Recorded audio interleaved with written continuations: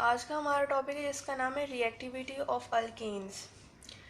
आज हम देखेंगे कि रिएक्शन कैसे करते हैं और अल्केन्स जो हैं ये रिएक्टिव हैं या नहीं है, या अगर नहीं है तो क्यों नहीं है। तो इसकी रीजंस अब हमने कुछ देखनी है। अल्केन्स जैसे कि हमें पता है कि ये सैचुरेटेड हाइड्रोकार्बन्स हैं। सैचुरेटेड हाइड्रोकार्बन्स वो हाइड्रोकार्बन्स होते हैं जिनमें सिंगल बॉन्ड होता है, ये वाले हाइड्रोकार्बन्स जिसमें कार्बन की जो वैलेंसी है वो सेटिस्फाई होती है और जो कार्बन और कार्बन है वह सिंगल बॉन्ड एक दूसरे के साथ जो है वो स्टेबल हैं। इनमें अब कोई मज़ीद जगह नहीं है इस मॉलिक्यूल के अंदर कि वो मज़ीद चीज़ ऐड कर सके या निकाल सके, बिल्कुल स्टेबल है। सिंगल बॉन्ड सबसे पहली निशानी है सैचुरेटेड हाइड्रोकार्बन्स की, तो अल्केन सैचुरेटेड हाइड्रोकार्बन्स हैं। अब क्या हो रहा है कि इनके अंदर सिग्मा बॉन्ड है और सिग्मा बॉन्ड जो है वो बहुत स्ट्रॉन्ग बॉन्ड होता है। सिग्मा बॉन्ड में क्या होता है कि ये दो अगर जो हैं ये एटम है, जिस तरह के ये कार्बन और कार्बन और बीच में जो इन्होंने on the axis of nucleic axis की बात हो रही है कि न्यूक्लियस पे जो एक्सिस है ये दोनों का न्यूक्लियस है, तो उसके एक्सिस पे ये दोनों के इलेक्ट्रॉन जो है आपस में शेयर्ड है। तो क्या हो रहा है कि दोनों का न्यूक्लियस इसको इक्वली तौर पे जो है अट्रैक्ट कर रहा है। स्ट्रांगली ये ग्रिप्ड है electrons between the two atoms, जिसकी वजह से इसको तोड़ना बहुत मुश्किल है। काफ़ी ज़्यादा एनर्जी रिक्वायर होगी हमें इस बॉन्ड को तोड़ने के लिए। और सिग्मा बॉन्ड की वजह से ये आपस में जो है ये आपस में इन्होंने कनेक्टेड है, बॉन्ड बनाया हुआ है, तो इनको तोड़ना थोड़ा मुश्किल है, जिसकी वजह से ये लेस रिएक्टिव हैं। दूसरी बात ये कि एक और रीज़न आती है कि ये इतने लेस रिएक्टिव हैं क्यों। कार्बन और हाइड्रोजन जो है इनका आपस में जो है वो बॉन्ड बना हुआ है, यानी इन्होंने आपस में इलेक्ट्रॉन शेयर किए होते हैं। किसी भी दो एटम्स के दरमियान जब इलेक्ट्रॉन शेयर होते हैं तो अब वो या तो किसी एक की तरफ अट्रैक्ट होते हैं या वो दोनों में इक्वली डिस्ट्रीब्यूटेड होते हैं। फॉर एग्जांपल कार्बन है, उसकी जो है इलेक्ट्रोनेगेटिविटी 3.5 है। और इलेक्ट्रोनेगेटिविटी कहते हैं कैसी एबिलिटी को कि जो दो एटम के दरमियान शेयर पेयर ऑफ इलेक्ट्रॉन है उसको अपनी तरफ अट्रैक्ट करना। अब इन दोनों में से देखते हैं किसके अंदर ज़्यादा एबिलिटी है कि वो शेयर पेयर ऑफ इलेक्ट्रॉन, ये जो दो इलेक्ट्रॉन है कार्बन का और एक हाइड्रोजन का आपस में शेयर हुआ है, उसको कौन अपनी तरफ अट्रैक्ट करता है। कार्बन की वैलेंसी जो है वो 3.5 है और हाइड्रोजन की वैलेंसी जो है इसकी 2.5 है और इसकी 2.1 है। अब 2.5 माइनस 2.1 डिफरेंस कितना निकल रहा है, 0.4 का निकल रहा है। तो 0.4 एक इतना खासा डिफरेंस नहीं है इन दोनों की इलेक्ट्रोनेगेटिविटी में, जिसकी वजह से ये जो इलेक्ट्रॉन का जो पेयर है ये आपस में इक्वली शेयर्ड है। तो इसके ऊपर कोई पार्शियल पॉजिटिव या पार्शियल नेगेटिव साइन नहीं आएगा, क्योंकि ये दोनों जो इलेक्ट्रॉन शेयर हुए हैं ये किसी एक की तरफ ज़्यादा अट्रैक्ट नहीं हो रहे हैं, इक्वली डिस्ट्रीब्यूटेड है। तो ये भी कुछ वजूहात हैं जिसकी वजह से जो है अल्केन रिएक्टिव नहीं है, वो रिएक्ट नहीं करता।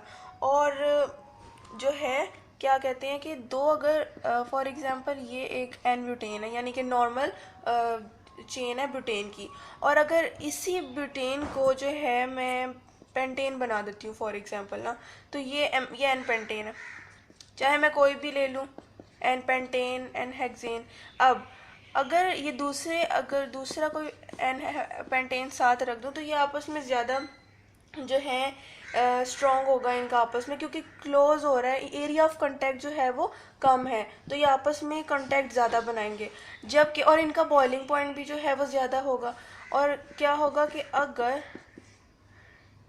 आइसोपेंटेन यानी जो ब्रांच लग गई है, ये आइसोपेंटेन होता है जिसमें ब्रांच लग जाती है विद सेकेंड लास्ट कार्बन, ये और इसके साथ इसी तरह का एक और आइसो जो है वो लग जाए पेंटेन, तो आपस में एरिया ऑफ कांटेक्ट जो है वो कम हो गया, जिसकी वजह से ये लीस रिएक्टिव हो गए। क्या होगा कि इनका बॉइलिंग पॉइंट भी एज कम्पेयर टू दिस कम हो जाएगा। तो ये भी कुछ वजूहात हैं जिनकी वजह से ये लेस रिएक्टिव है। अच्छा, अब कोई भी रिएजेंट जिसने रिएक्शन को प्रोसीड करना होता है, अब वो रिएजेंट्स कौन कौन से होते हैं, जैसे कि ऑक्सीडाइजिंग एजेंट भी हो सकता है वो, या रिड्यूसिंग एजेंट भी हो सकता है। ये रिड्यूसिंग एजेंट्स और ये जो ऑक्सीडाइजिंग एजेंट हैं, ये ऐसे रीएजेंट्स हैं जो कि रिएक्शन को प्रोसीड करते हैं, रिएक्टिविटी जो है उसको आगे बढ़ाते हैं किसी भी रिएक्शन की। तो जब वो यहाँ आते हैं, यहाँ पर ना तो उनको यहाँ से कोई इलेक्ट्रॉन जो है रिमूव करने के लिए कोई स्पेसिफिक कंडीशन मिल रही होती है, ना ही इलेक्ट्रॉन देने के लिए मिल रही है, क्योंकि एक स्टेबल मॉलिक्यूल है, इसमें ना तो कोई चीज़ ऐड करने की ज़रूरत है, ना कुछ रिमूव करने की। तो अल्केन जो है वो रिएक्शन नहीं करते, इसीलिए इनको पैराफिन्स भी कहा जाता है, जिसमें पैरा का मतलब होता है लेस और अफिन का मतलब होता है रिएक्टिविटी, यानी कि लेस रिएक्टिव होते हैं। ये कुछ वजूहात थी। अब सिग्मा बॉन्ड जो है, दो एटम के दरमियान जो बॉन्ड बनता है, तो उसमें इलेक्ट्रॉन, जैसे कि हम बताया, न्यूक्लियस से जो है, न्यूक्लियस की वजह से जो दो एटम का न्यूक्लियस है उससे बहुत स्ट्रांगली ग्रेप होते हैं, उनको ब्रेक करना मुश्किल होता है। अगर जो लीनियर जो है वो बॉन्ड बनते हैं, पाई बॉन्ड, उनका जो है आपस में जो न्यूक्लियस जो है वो क्या होता है कि इलेक्ट्रॉन्स को उस तरह ग्रिप नहीं कर पाता जिस तरह सिग्मा बॉन्ड में कर पाता है। ये सिग्मा बॉन्ड है, ये पाई बॉन्ड है। तो पाई बॉन्ड फिर इसीलिए आपस में अट्रैक्शन जो है वो बढ़ाते हैं, साइड बाय साइड इनकी जो है वो बॉन्डिंग होती है, जिसकी वजह से इनको तोड़ना आसान हो जाता है। और जो है हम कि कोई भी कंडीशन अप्लाई करके आपस में इनका बॉन्ड तोड़ सकते हैं, क्योंकि जिस तरह इधर न्यूक्लियस ने इन दोनों शेयर्ड इलेक्ट्रॉन्स को आपस में ग्रिप किया हुआ है, ऐसी कंडीशन में यहाँ नहीं होता। यहाँ तो एंड टू एंड हो रही है और यहाँ पर ओवरलैपिंग, और यहाँ साइड बाय साइड ओवरलैपिंग हो रही है, इस वजह से। अब हमने देख लिया, काफ़ी वजूहात देख ली कि ऐसा क्यों है कि अल्केन्स जो हैं वो लेस रिएक्टिव हैं। अब देखते हैं कि ये रिएक्शन करते हैं किस चीज़ पर है। रिएक्शंस अब देखने लगे हैं हम अल्केन्स का, कि इनसे रिएक्शंस करवाने हैं तो कैसे करवाने हैं और किन कंडीशंस में करवाने हैं। रिएक्शंस, सबसे पहले जो है वो कंबशन है। ये वही रिएक्शन है जो ऑटोमोबाइल इंजन में भी हो रहा होता है। अच्छा, तो हम इस कंबशन की जो डेफिनेशन है वो पहले समझ लें कि अल्केन्स को हम बर्न करते हैं प्रेजेंस ऑफ ऑक्सीजन में, उस चीज़ को हम, उस रिएक्शन को कंबशन कहते हैं। कंबशन को ऑक्सीडेशन भी कहा जाता है, क्योंकि ये जो है in the presence of excess of oxygen में होता है। इसकी डेफिनेशन लिख देते हैं, burning of alkanes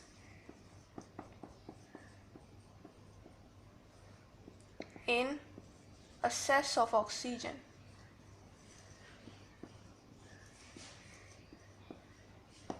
is called combustion। अच्छा, combustion जो complete होती है, एक incomplete होती है। अब इसकी भी दो टाइप्स आ जाती हैं, एक है complete और एक है incomplete combustion। दोनों में होगी तो अल्केन्स की बर्निंग, लेकिन कंप्लीट और इनकम्प्लीट को देख लेते हैं। कंप्लीट ऑक्सीडेशन या कंबशन का मतलब होता है कि एक्सेस ऑफ ऑक्सीजन सप्लाई है, जिसके नतीजे में जो हमें मिलते हैं प्रोडक्ट्स वो कार्बन डाइऑक्साइड, वाटर होते हैं और इनफ एनर्जी जो है वो रिलीज होती है। तो पहले हम कंप्लीट वाले की बात कर लेते हैं। और इनकम्प्लीट की वैसी मैं बता दूं कि इनकम्प्लीट में क्या होता है कि ऑक्सीजन की सप्लाई कम हो जाती है। इनकम्प्लीट ऑक्सीडेशन यानी ऑक्सीजन की सप्लाई का कम हो जाना। तो पहले हम कंप्लीट की बात कर लेते हैं, फिर इनकम्प्लीट पे आते हैं। कंप्लीट में क्या होता है रिएक्शन, अब देख लें कि मीथेन जो है वो एक्सेस ऑफ ऑक्सीजन में जो है उसको हमने बर्न किया, तो क्या बना, कार्बन डाइऑक्साइड प्लस वाटर, और जो है एनर्जी कितनी रिलीज़ हुई है, -891 kJ मोल इनवर्स, इतनी एनर्जी जो है वो रिलीज़ हुई है। माइनस का साइन इसलिए है क्योंकि एनर्जी रिलीज़ हुई है।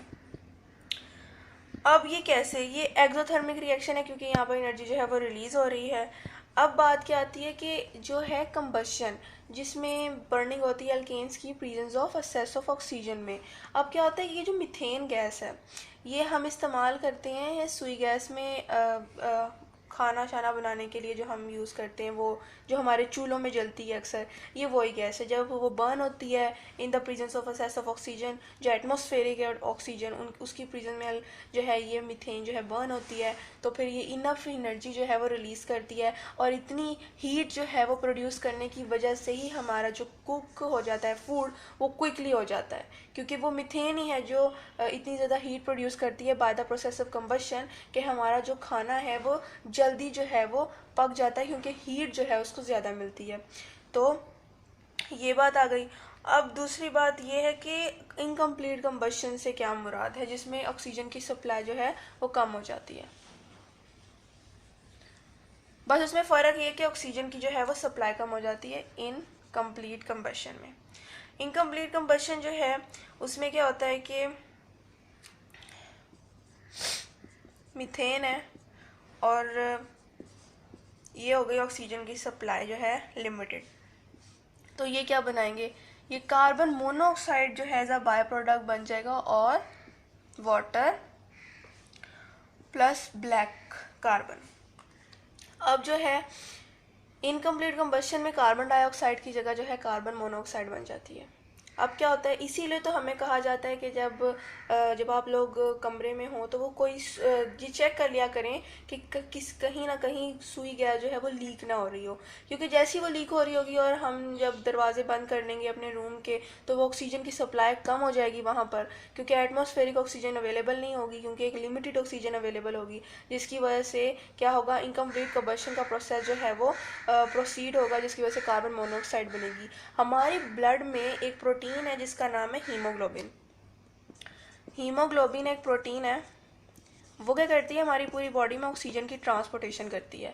लेकिन जब वो एटमॉस्फेयर से ऑक्सीजन लेती है और हमारी पूरी बॉडी में सप्लाई करती है, लंग्स में सप्लाई करती है, लेकिन जब कार्बन मोनोऑक्साइड हमारे जो है एटमॉस्फेयर में ज़्यादा अगर जो है प्रोड्यूस हो गया, तो हीमोग्लोबिन जो है वो कार्बन मोनोऑक्साइड के साथ जो है वो भी स्ट्रॉन्ग बॉन्ड बना सकती है। ये दो बॉन्ड बना सकती है, या तो ये ऑक्सीजन के साथ बॉन्ड बना सकती है, या ये प्रोटीन कार्बन मोनोऑक्साइड के साथ बना सकती है। ज़्यादा स्ट्रॉन्ग ये कार्बन मोनोऑक्साइड के साथ बनाएगी। तो जब ऑक्सीजन की जो है वो लेस हो जाएगी, लिमिटेड हो जाएगी सप्लाई, तो क्या होगा कि हीमोग्लोबिन कार्बन मोनोऑक्साइड को प्रेफर करेगा और अपने साथ जो है वो उसका बॉन्ड बना लेगा। और हमारी बॉडी कार्बन मोनोऑक्साइड के लिए बनी नहीं है, तो जैसे ही हमारी बॉडी में कार्बन मोनोऑक्साइड की जो है वो ज़्यादा हो जाएगी जो है सप्लाई, तो क्या होगा कि हमारी डेथ हो जाएगी, सफोकेशन की वजह से घबराहट होगी, सांस घुटने से हमारी डेथ हो सकती है।